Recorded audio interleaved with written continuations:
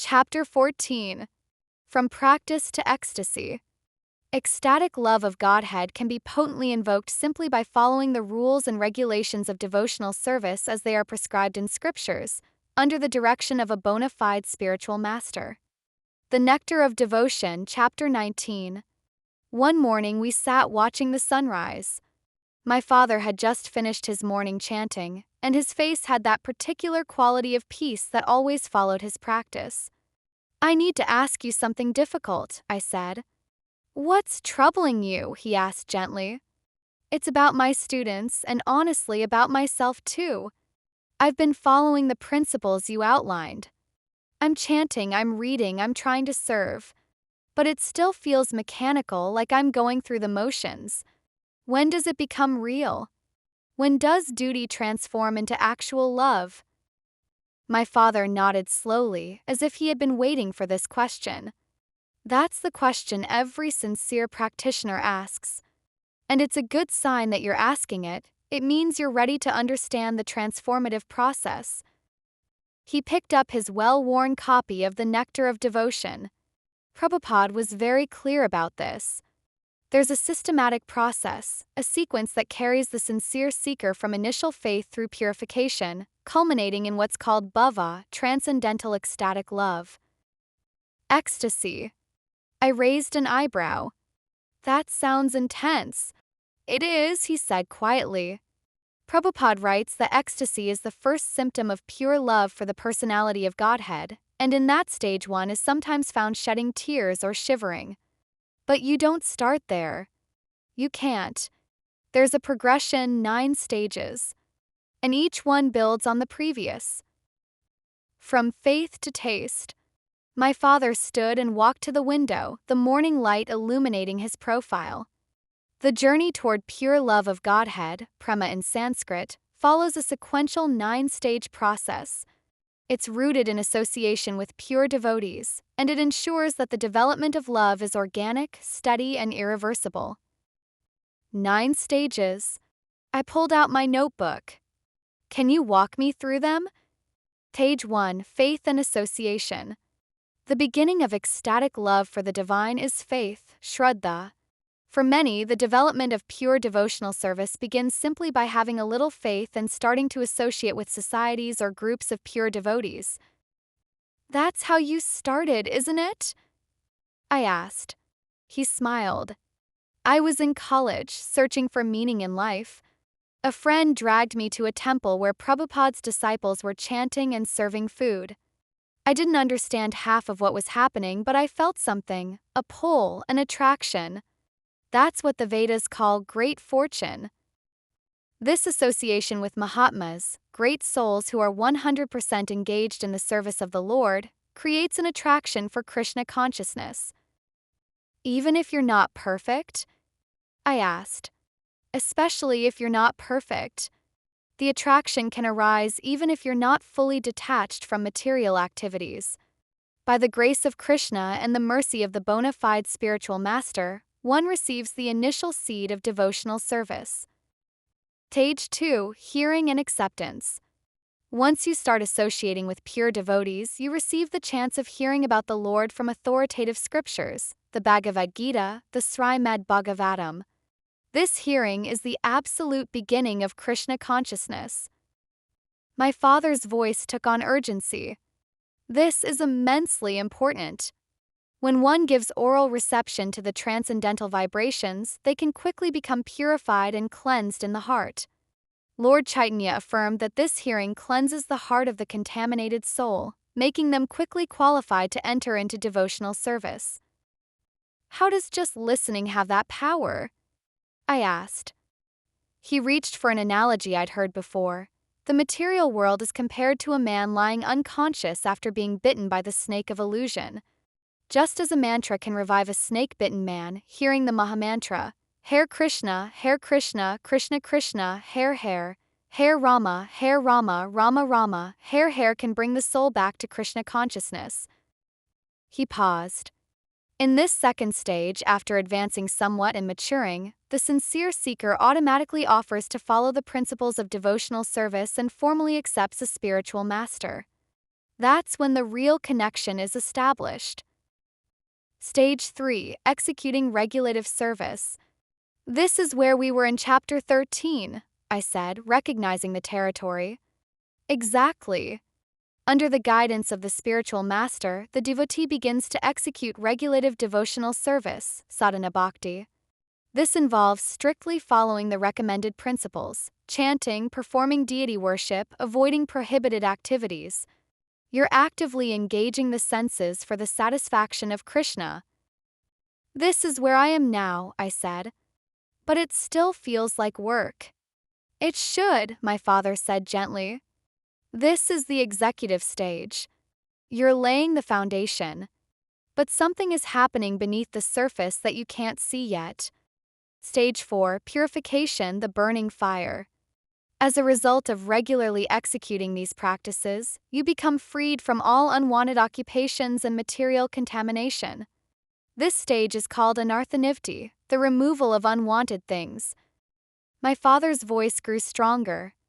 Devotional service is so powerful that it acts just like a blazing fire which can burn into ashes unlimited fuel supplied to it.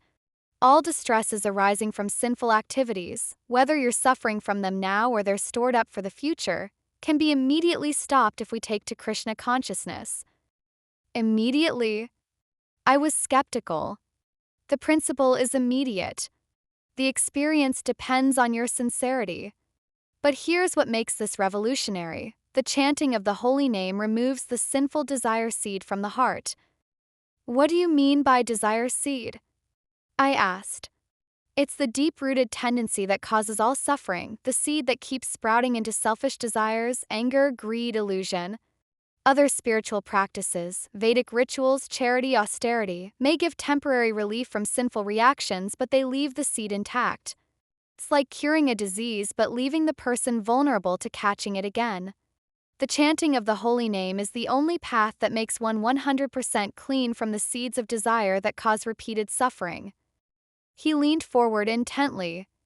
When you're freed from material contamination, Krishna consciousness allows for the development of the high qualities of enlightened beings. A Krishna conscious person, even a young person, becomes unattached to destructive habits. They save their time from being wasted on activities that drain consciousness. They automatically develop a high character. I've seen this, I said slowly. I have a student who is struggling with addiction. After he started chanting regularly, he said the cravings just faded. Not through willpower, but because something else became more attractive. That's anarthanivti in action, my father said. Stage 5, fixed faith, and Stage 6, taste. When you're freed from unwanted occupations, your faith becomes steadily fixed, nigh. And from that fixed faith comes the next stage, the development of transcendental taste, rusi, for devotional service. What does that taste feel like? I asked. My father thought for a moment. Remember when you first fell in love? How suddenly everything else seemed less interesting. How you wanted to spend all your time with that person, talk about them, think about them. It's like that, but deeper. A person who develops this taste for the Srimad Bhagavatam, which deals exclusively with devotional service, cannot have any taste for reading any other literature. Not because they're forcing themselves, but because nothing else satisfies. Stage 7, attachment. This taste then develops into deep attachment, asakti. He read from his book. Bilva Mangala Thakura, a great devotee, expressed this perfectly. He said, I am eagerly waiting to see that boy of Vrindavana whose bodily beauty is captivating the whole universe. He described his intense eagerness to see Krishna with his lotus petal eyes and copper-colored lips, illuminated by moonlight, playing the flute. That's beautiful, I said.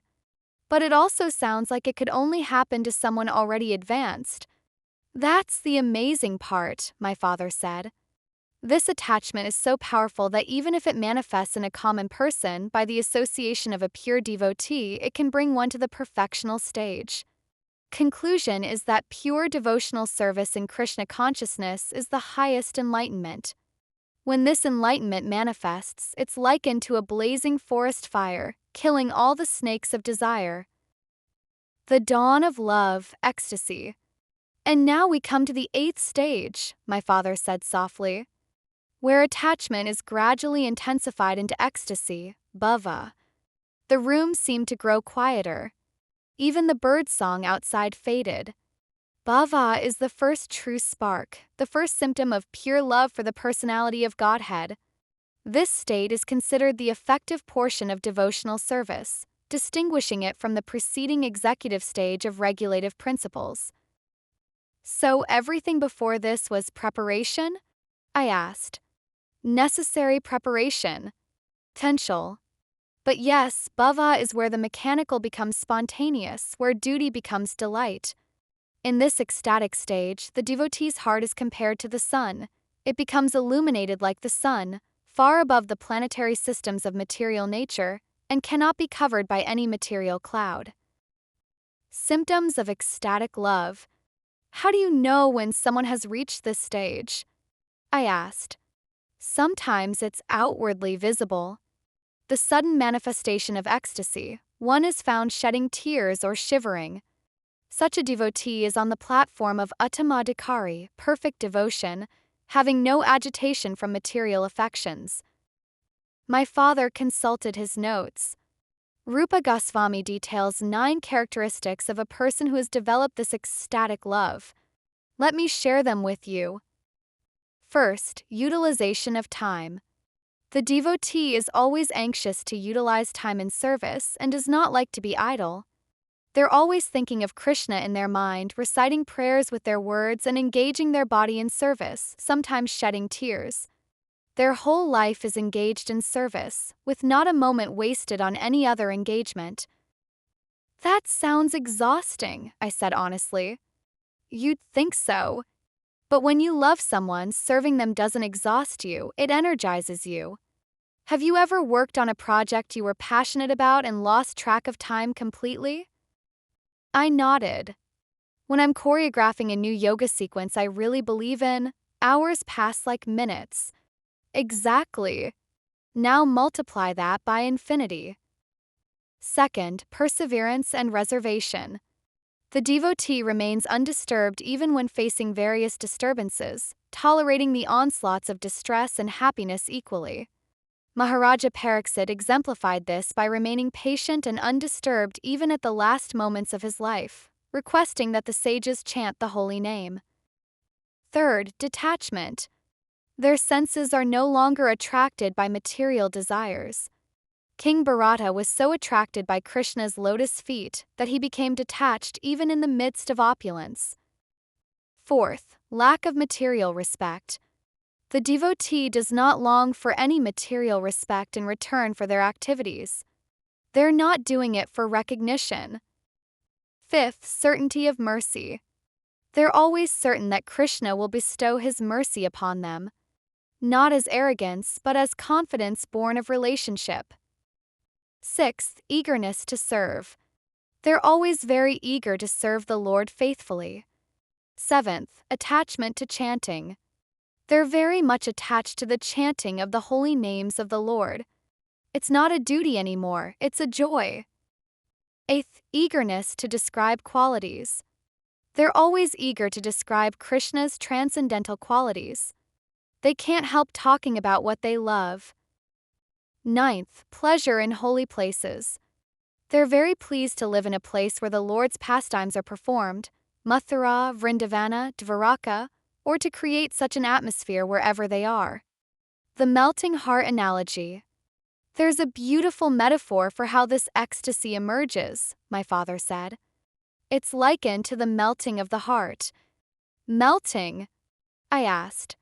If your heart is rough and crude, the symptoms of ecstatic love may be hidden. A grave, magnanimous heart is compared to gold. It may melt only at a high temperature, such as that produced by ecstatic love. But a soft heart is compared to a cotton swab, honey, or butter. Honey and butter melt even in slight sunshine. He looked at me meaningfully. The hearts of those who are in pure ecstatic love with Krishna are naturally always liquefied, like nectar. How do you reach that state? I asked.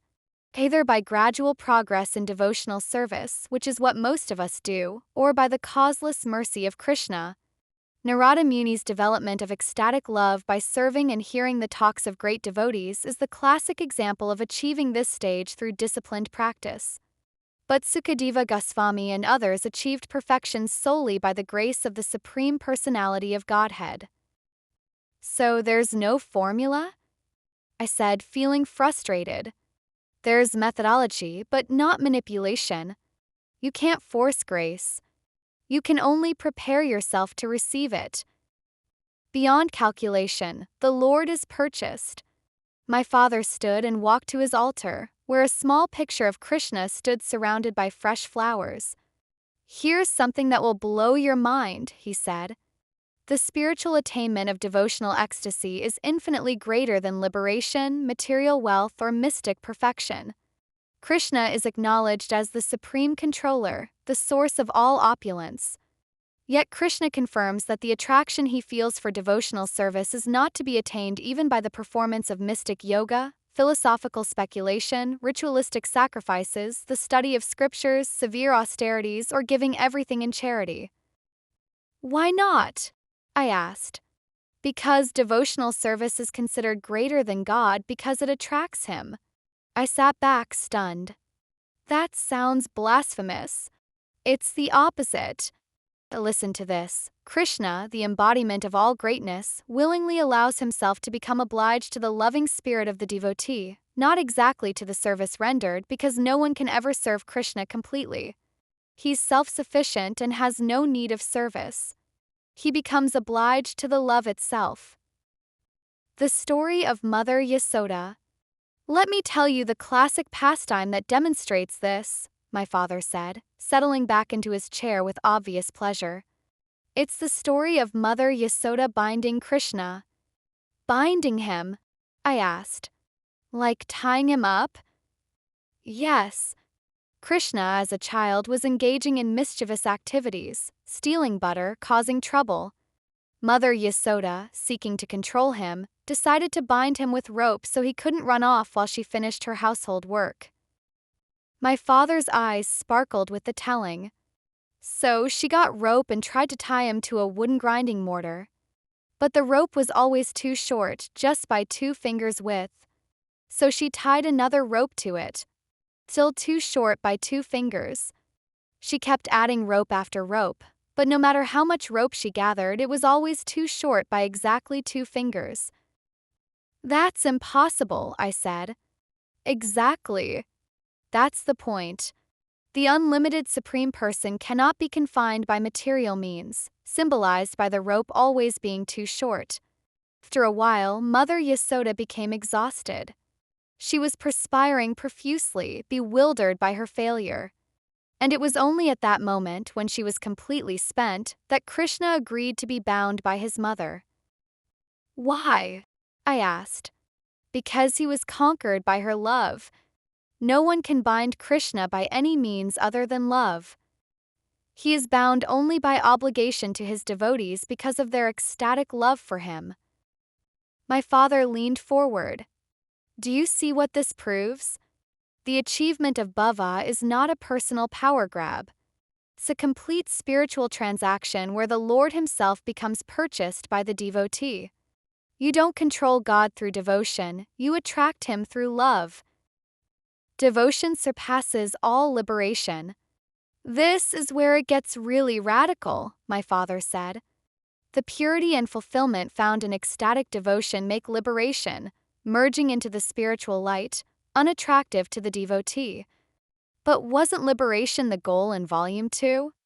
I asked. "Liberation was the preparation.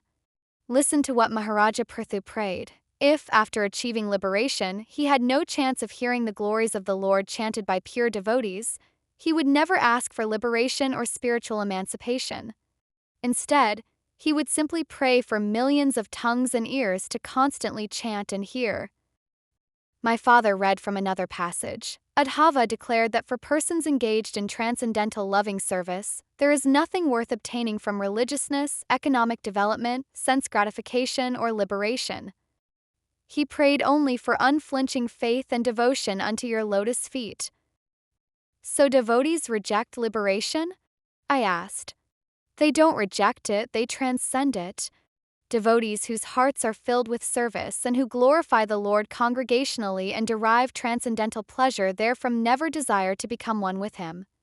Anyone who adores the dust of Krishna's lotus feet does not care a fig for all other perfectional stages, including lordship over planets or mystic powers. He paused to let that sink in. Even fully liberated souls, Atmaramas, those who have no material desires, are irresistibly attracted by the transcendental qualities and pastimes of Lord Krishna. Devotional realization is the state where the soul finds perfect fulfillment, far beyond liberation. Intense eagerness. Okay, I said. So if liberation isn't enough, if material wealth and intellectual prowess don't matter, what is the price of entry? How do you actually get to this stage? My father smiled. The ticket for the highest perfectional stage of spiritual realization is intense eagerness, lalyam. Eagerness. That seemed too simple. Crying for the Lord. The highest perfectional stage is defined as submission accompanied by the desire for perfection. This profound submission is characterized by an acute, yearning desire to serve the Lord in a specific, loving capacity. He read examples from the texts. The devotee who longs for the day when Krishna will ask him to fan your body, demonstrating the desire to become the Lord's personal associate in servitude. The devotee who yearns for the day when, on the bank of the Yamuna, he shall become just like a madman and continue to chant your holy name while incessant tears flow from my eyes. This is the central instruction taught by all great devotees, especially Lord Chaitanya, my father said quietly. One should learn how to cry for the Lord and become extremely eager to render their particular type of service. Cry for the Lord? I repeated. Not theatrical crying. Deep, genuine longing. Have you ever wanted something so badly it hurt? Have you ever missed someone so intensely you felt physical pain? I thought of a relationship that had ended badly, how I'd ached for reconciliation. Yes, that intensity of desire but directed toward the divine, that's lalyam. This excessive eagerness is the only price to enter the kingdom of God. Otherwise, there is no material calculation for the value of the ticket by which one can enter. The rightful claim. But what if you're doing everything right and still facing difficulties? I asked. What if life keeps throwing obstacles at you? That's exactly the test, my father said. This intense eagerness, coupled with perseverance amidst all material impediments, guarantees the devotee's ultimate success. He read carefully from the text. The sincere devotee must not expect immediate relief from the results of past misdeeds, as material existence entails continued suffering or enjoyment of past actions. A devotee should continue to act in Krishna consciousness seriously, even if facing many impediments, and when difficulties arise, they should simply think of Krishna and expect his mercy. So you just keep going? I asked. You keep going. And here's the assurance. If a devotee passes his days in this spirit, suffering the resultant actions of past misdeeds while constantly awaiting your causeless mercy and offering obeisances from the core of the heart, then he is surely eligible to become liberated, for it has become his rightful claim. Rightful claim. That phrase caught my attention. The specific word used is diabak. It means a son's becoming the lawful inheritor of the property of the father. In this profound spiritual transaction, the pure devotee who is prepared to undergo all tribulations in service becomes lawfully qualified to enter into the transcendental abode. My father closed the book and looked at me directly. This isn't about deserving anything. It's about inheritance. You're not earning God's love, you're claiming your birthright as his eternal child. The sun had risen fully now, flooding the room with golden light. I looked at my father, at the peace in his face, and I understood something I hadn't before. The perfection achieved in Volume 2, I said slowly.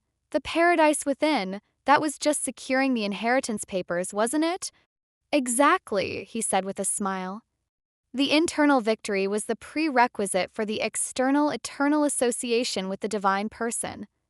Through the transformative process we've discussed, from the initial seed of faith to the overwhelming flood of bhava, the dedicated soul transcends material calculation and claims their eternal inheritance. And this is available to everyone? I asked. Not just monks or renunciates? Everyone, he said firmly. This is the ultimate fulfillment of the soul's deepest desire, securing a life of devotion that is everlasting, and it is joyfully performed. Not grim duty, but joyful love. I thought about my yoga students, about their searching faces, about the question I'd seen in their eyes. Is this all there is? I need to teach this, I said. Not as philosophy, but as a living path. Then you've understood the chapter, my father said. The transformation isn't in the knowing, it's in the doing. Faith leads to hearing, hearing leads to practice, practice leads to purification, purification leads to taste, taste leads to attachment, attachment leads to ecstasy, ecstasy leads to love, and love leads home. Home, I repeated softly. Beyond paradise, he confirmed. To where you've always belonged.